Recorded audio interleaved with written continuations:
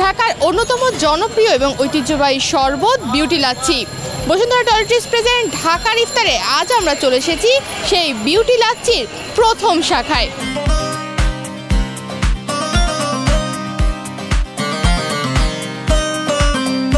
ঢাকায় বিউটি লাচ্ছি রয়েছে মোট 4টি শাখা। আজ আমরা দেখে নেব বিউটি লাচ্ছির শরবত এবং এই লাচ্ছিতে কি এমন আছে যার কারণে যুগ যুগ ধরে মানুষ বারবার এই বিউটি লাচ্ছি খাওয়ার জন্য এখানে ছুটে আসছে। সব মশার বিরুদ্ধে সুরক্ষা দিতে এলো বসুন্ধরা এক্সট্রিম অ্যারোসল, মশার বিরুদ্ধে এক্সট্রিম সুরক্ষা। 19 দশক থেকে পুরান ঢাকার নাজিরা বাজারে চলছে বিউটি লাচ্ছির ব্যবসা। এত বছর ধরে একই স্বাদ এবং মান বজায় রাখার কারণে পুরান ঢাকার অন্যতম একটি ঐতিহ্যবাহী এবং লিজেন্ডারি খাবারের তালিকায় জায়গা করে নিয়েছে বিউটি লাচ্ছি। শুধু তাই নয়, বিউটি লাচ্ছিতে এখন শুধু লাচ্ছি নয়, লেবুর শরবত, ফালুদা, কাচ্চি সহ অনেক পদের খাবার পাওয়া যাচ্ছে। বিউটি লাচ্ছি 1922 থেকে শুরু, এ পর্যন্ত 103+ হয়ে গেছে। এটা শুরু করেছিলেন আমার দাদা আব্দুল আজিজ, উনি রাস্তার মধ্যে করতেন। তারপর থেকে আমার বাবা আব্দুল গফফার, তারপর থেকে আমি, আমার ছোট ভাই, আমরা ফ্যামিলিতে করতেছি আর কি। বিউটি লাচ্ছি হচ্ছে জনসন রোড হচ্ছে মেইন ব্রাঞ্চ, আর নাজিরা বাজার আমাদের 2টা আছে। এটা হচ্ছে কি আমাদের ফায়ার সার্ভিসের এইখানে একটা আছে, আর ওইখানে একটা ডাস্টবিন আছে, ডাস্টবিনের সাথে আমাদের একটা আছে, আর লক্ষ্মীবাজার আমাদের একটা আছে। এই 4টা ব্রাঞ্চ আমাদের। বলতে পারেন যে আল্লাহর দান। সবচেয়ে বড় কথা, এটা আমাদের ন্যাচারাল জিনিস, এটাতে কোনো ভেজাল নাই। আমরা সবসময় একই মানে রাখি, একই মানে রাখার চেষ্টা করি, আগামীতেও এরকমই রাখার চেষ্টা করব।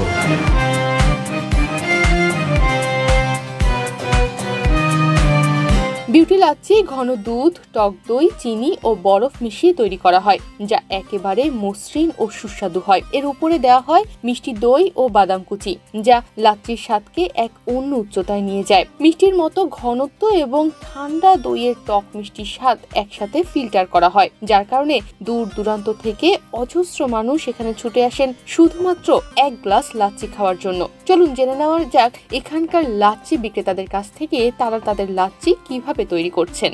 আমি প্রায় 30 বছর যাবত লাচ্ছি বানাই। আমি এই কাজের সাথে 40 বছরের উপরে জড়িত। লাচ্ছি দই, চিনি, বরফ এটা মাপ মতন দিতে পারলে লাচ্ছি অনেক মজা হয়। এটা আলাদা কোনো কেমিক্যাল নেই। লাচ্ছি লেবু শরবত খাইলে, 1 গ্লাস লেবু শরবত খাইলে 6 থেকে 8 ঘন্টা শরীর ঠান্ডা থাকবে।